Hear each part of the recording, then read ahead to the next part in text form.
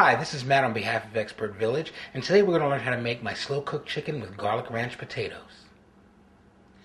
Okay, so what we're going to do now is we're going to prepare our chicken. We're going to take this knife and we're going to just poke holes all the way through the chicken, and I'll show you why in a minute. Well, one of the reasons actually, so it cooks through, and the other reason is we're going to actually put this Italian dressing, we're going to brush it all over the chicken. So we kind of want some of it to seep in. So let's just kind of poke holes all over.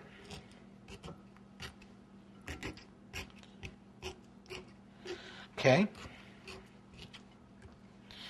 And then we're going to take our Italian dressing and our brush. Just going to kind of swirl it around to get the seasoning all over. And then just brush our chicken. And just try to make sure you get the seasoning all over the chicken. So you're going to have to lift up parts like the leg and get under on the side. Just try to do the best you can to just really get it covered with the dressing. So we'll get under here.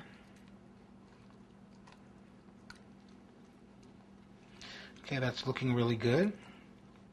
Okay, so now we're ready to season our chicken.